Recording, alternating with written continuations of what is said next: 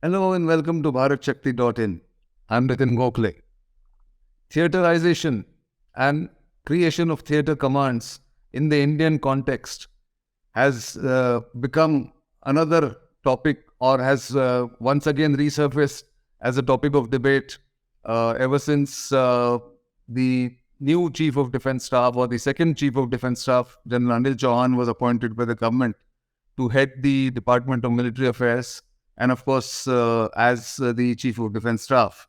So, since 2020, when General Bipin Rawat was appointed India's first Chief of Defence Staff, this has been a topic which pops up once in a while. But what exactly is theaterization? And before theaterization happens of the Indian Armed Forces, what are the requirements? What are the QRs for theaterization is something that most people are not very clear about. And to shed some more light on where this debate must go, where this plan must go, we have with us Lieutenant General T.S. Hooda, former Northern Army Commander and now very renowned strategist and analyst who works with the Delhi Policy Group and advises them on various military issues. So we're going to talk about this entire planning or what should be the planning for theaterization in the Indian context. So welcome to this program, General Hooda, and thank you for your time. Thank you very much, Nitin, for calling me on this program. It's always a pleasure to talk to you. Thank you. So let me start first up. I remember you writing a paper when General Anil Chauhan was appointed as India's second CDS sometime late last year. That before we get into what the theatre commands or the joint commands must look like, there are certain prerequisites which must be fulfilled before that happens. So if you can give us your thoughts on what you think should be some of the prerequisites on that plan. So I think you're right. I've written about this, on how we should go ahead with the integrated theatre command. I think there is no doubting that this restructuring is required in the Indian military, because you can't have a siloed approach anymore and you need to integrate the three services. However, I just want to point out what Chief Marshal Chaudhary said. He said, look, we have our own doctrine. The Air Force has its own doctrine, and we are concerned about how this doctrine could be impacted with the integrated theatre command. And I think that is the fundamental issue, that there is sort of concern about how the integrated theatre commands would sort of play out. So my suggestion was that we take a three-step sort of plan. And the first step is to have a joint warfighting strategy. After having developed a joint warfighting strategy, we then sit down to develop joint war plans in which the three services, and we take these war plans across the whole spectrum of conflict, starting from hybrid conflict, low intensity conflicts, all out war.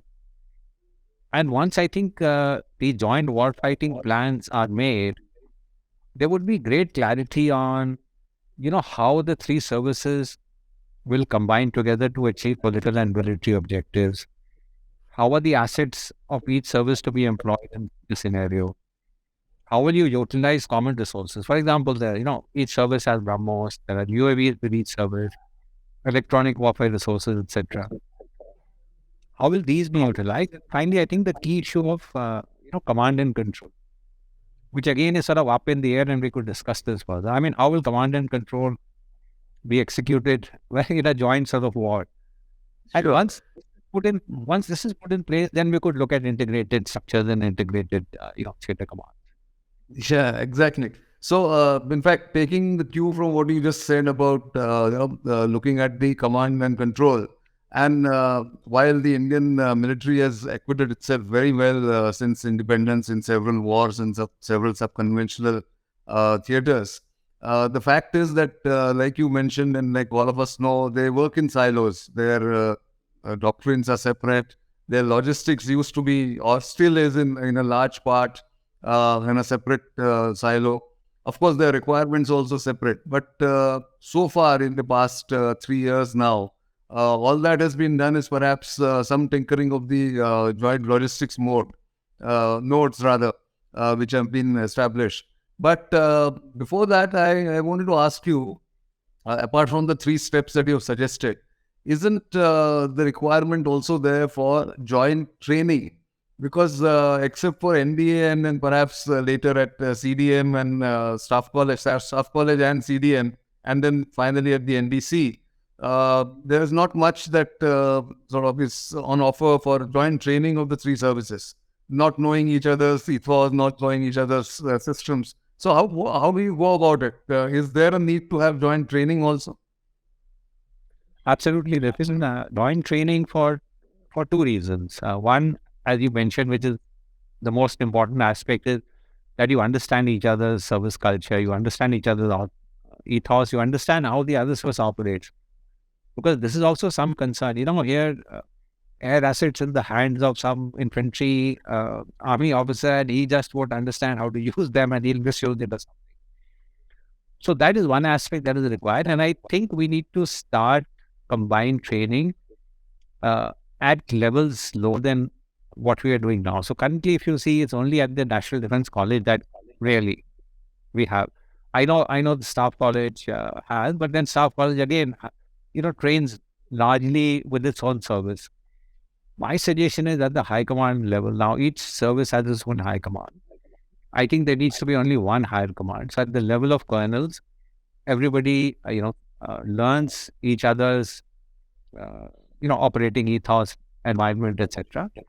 And these are colonels who actually go on to tenate the joint staff appointments, etc. So I think this training needs to start at a much, much lower level, at the level of commanding officers, at the level of colonels, where we have combined high command courses.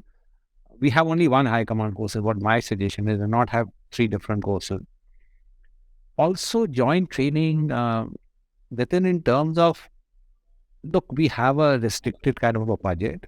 We need to make sure that our resources are properly utilized. I mean, why should we have helicopter training on the same platform separately for the Army and the Air Force? Why can't we have one school? Why can't we have one combined air defense school? So now again, the Air Force has one, the Army has one. A lot of the equipment that is coming in is now common, for example, Akash missiles, etc. So it's even in these areas that I think we can sort of combine, and once you train together, obviously, you'll get a greater understanding of how the other service operates. True. In fact, I think you've hit the nail on the head, because changing mindsets itself is the first step, I suppose, to understand each other's service or operating ethos. And it's a very valid suggestion to have one higher command course, because I see it every year when the three higher command courses get together for a period of maybe a month and a half in Mau for their joint capsule. That's about it, that they know each other. And then you have some of the cross deputations. I think Army people going to the Naval War College, and the Navy people coming to the Army War College. That happens, but that is very minuscule for a military of our size. You're right, absolutely. But to do that, I think the change of mindset now has to come right at the highest level of the leadership in the three services. Which there the leaders have to then accept that they will have to shed some establishment, they'll have to shed some turf to sort of combine this together. How do you achieve that? Because that's something that the politicians always ask, that we try, we tell them we do this, but the services seem to push back on each of these suggestions. You have any suggestions on that? So Nitin, so I think the CDS was put in place primarily for this purpose. And, to ensure that there is jointness, and this is something that he can push. My own personal view is the CDS has been, and I know people could disagree, I think the CDS has been given too much administrative kind of responsibilities and roles. He should have focused largely on how jointness is to be achieved, and that is how the organization structure should have come up. And having said that, Nitin, in case the CDS is not able to do this, pushback from the services, etc., I think it's time for the political leadership to step in. There is no option. I mean, they have given us a DMA, they've given us a Chief of Defence Staff to ensure that jointness and integration moves forward. And if it is not happening, I think political directions coming down will have to ensure that. True. So, like you rightly said, I think there's too much on the CDS's plate, and three different hats that he has to wear. One is, of course, Secretary DMA, then the Chairman, Chiefs of Staff Committee, CDS, then also some of the operation. I mean, the role of advisor in the nuclear chain of command, all that. But to do that, do you think there is some tweak needed in the structure that he has inherited from, say, the 2001 reforms? Of headquarter IDS, or where maybe VCDS or Vice Chief of Defence Staff is put in place who can take on some responsibilities, mainly the administrative responsibilities, and the CDS is then free to do policy conceptualization and even the jointness that must come in. Do you think that's feasible? Absolutely, that's feasible. I think there needs to be also further integration between the DMA and the headquarter IDS. I mean, why do we have these two different organizations still functioning? I mean, why can't we integrate the DMA and the headquarters IDS, and as you said, have a VCDS who takes on a lot of the administrative responsibility, and so the CDS is completely focused on what his key roles are. If you look at the roles of the CDS as given out by the by the government when he was appointed, I mean, a lot of focus is on how to bring about integration, how to bring about jointness. So that should be the main sort of focus area that he has. Yes, in fact, in the jointness, when we talk about it's not just operational, I think, and I think it was very clear in that Cabinet Committee of Security note, or at least the notification when the CDS was appointed, where there is a point about optimization of resources, of then bringing in optimization in procurements, for instance, to avoid duplication. I think that's where we are wasting our precious resources. So is that something that the CDS must take, or should it be left to the VCDS, if at all a VCDS is appointed? Which I think at the end of it, the CDS will have to give sort of policy directions, and the VCDS will implement. So some of the routine, as I said, manpower issues, postings, promotions, administrative matters, affairs, I think some of that can be left to the VCDS, so that the CDS is functioning on key important, as you said, the task that he has been given on optimization, integration, bringing about jointness, looking at a long-term sort of procurement plan. And just on the issue of sort of integration, I mean, look at the communication system that exists today in the military. All the three services have their own networks, and these networks cannot speak to each other.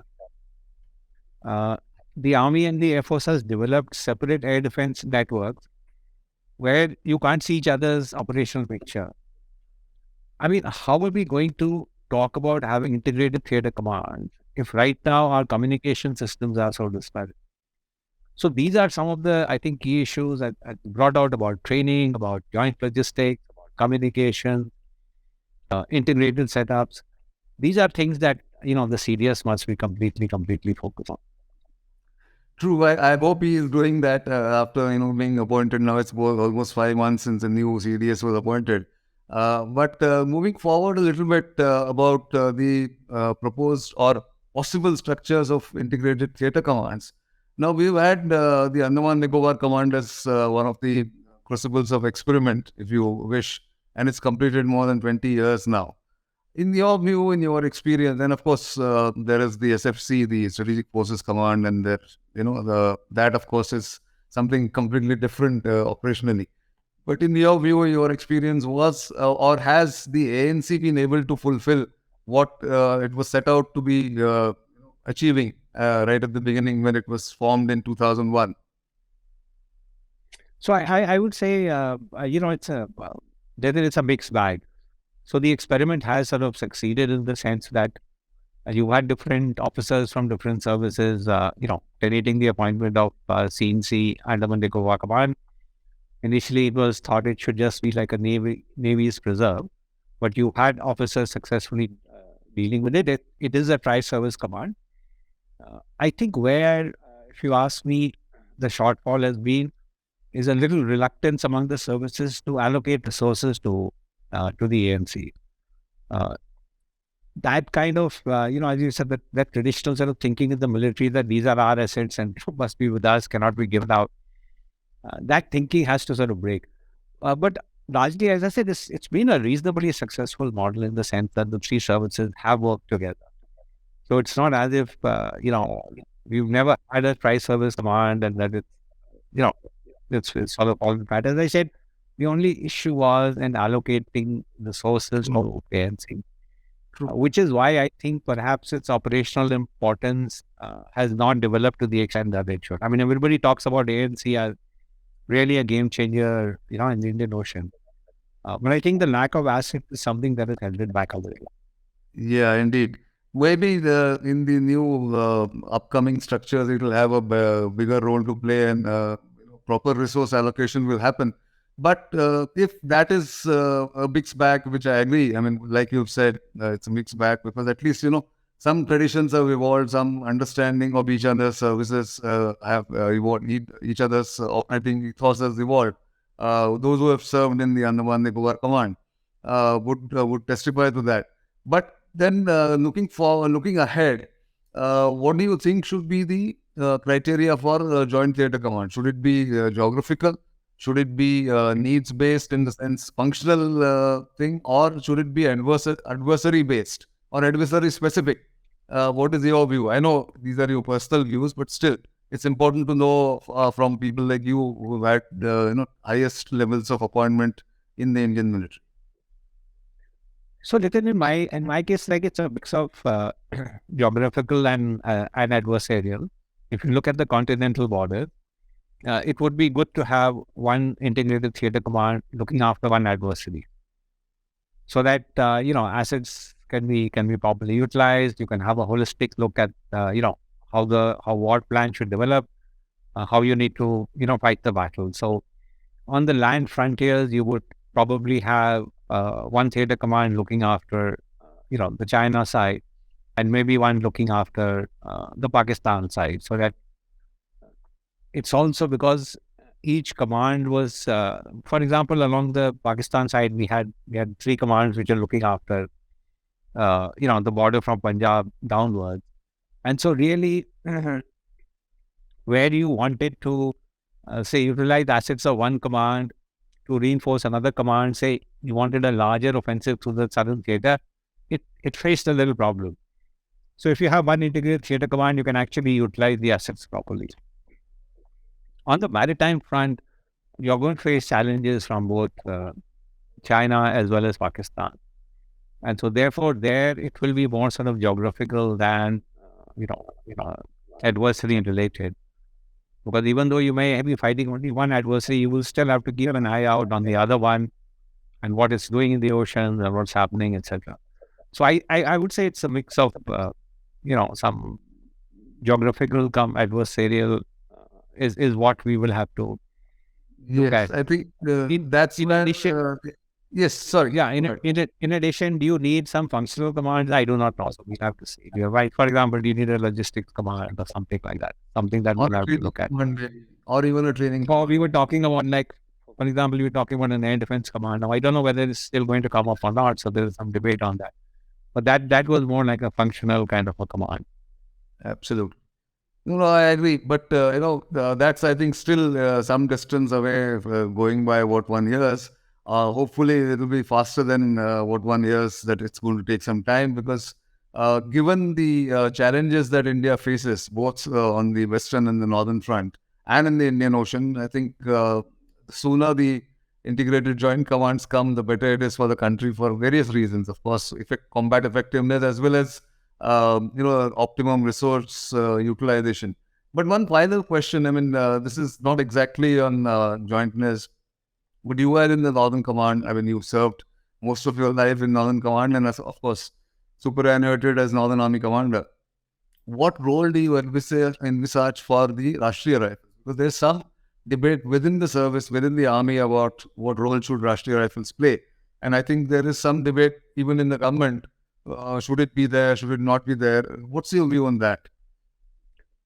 So my view, Nitin, is like this. So, I mean, why was Rashtriya Rifle raised? Well, Rashtriya Rifle was raised primarily for counter-terrorism Initially, it was deployed also in the Northeast, but now it's completely deployed in J&K. Now it's for the government to take a call. If they feel that there is no need of any sort of army operations in J&K and that it can be handed over to the central police forces and to the local police, then fine. But if they say that, look, we still need the army to be deployed for some role in counter-terrorism in Jammu and Kashmir, then that role will have to be performed by the Rashtriya. What has happened also, Nitin, is now with this increasing challenge on the LAC, we have seen a large number of regular troops that have got deployed along the LAC. And so that flexibility that we perhaps had in the past, that we could deploy some regulars instead of RR counter-terrorism operation, I think that flexibility and that comfort level no longer exists. So it's now up to the government. My personal view is I don't think we can say the situation in Jammu and Kashmir has come to that extent that we can completely pull out the army from there. Sure. And so as long as the army is there, I think Rashtriya Rifle will be required. Whether we can wind it down a little, whether we can bring it from 6 companies to 5 companies, 4 companies, based on what the security situation is, also based on the kind of pressures that are there on our sort of manpower and salaries in the army. That I think debate is going on, and you will probably find some downsizing of the Rashtriya Rifle. But pulling them out completely at this stage, my personal view is that we probably haven't reached that security situation yet. Yeah, indeed. I think we'll have to wait because Pakistan's game plan hasn't really changed fundamentally, but that we'll look at it. But Rashtriya Rifle, one final sort of addition to that or kind of addendum to that question. Were they not sort of trained to dual task formations towards the last decade or so? Will that be utilized in other places like in the Northern Command? I think they're being also used at the LSC, if I'm not mistaken, in some cases. So is that possible? Even after downsizing, Rashtriya Rifles can still be used in other roles other than counter-terrorism? So we were using Rashtriya Rifle, and I'm glad you brought this out. So Rashtriya Rifle was being used very extensively in somewhat of a conventional role during operation. So what it would do during operation is, for example, raid area security, so that you don't have to pull out regular troops from that.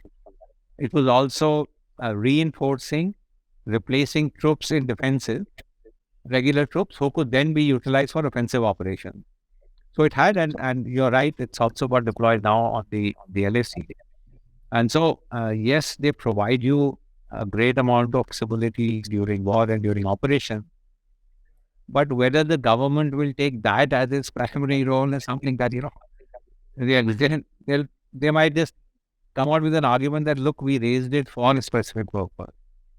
And if that specific purpose has been achieved, then, is there justification for you to keep these in the conventional role at a time when we are telling you that your conventional strength, at least in the army, is large and needs to be reduced? So, these are the arguments that the government can make, which you really have to accept that. You can't really say no to them. Yeah. No, I think it's a big dilemma for both the army and the government, and we'll see how it pans out.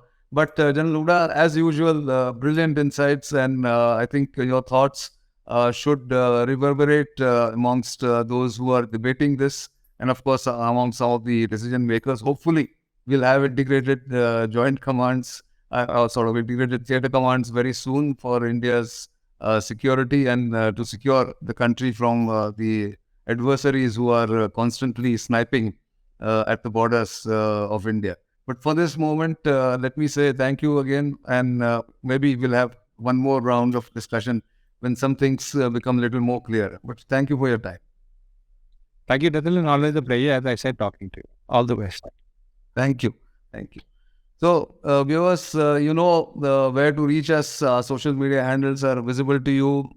You can send us feedback, your comments, and we'll bring you more such discussions which give you an idea about where we are as far as the theater command or theaterization of the Indian Armed Forces is concerned, and of course, other related topics of the military and about the military. For the time being, it's goodbye.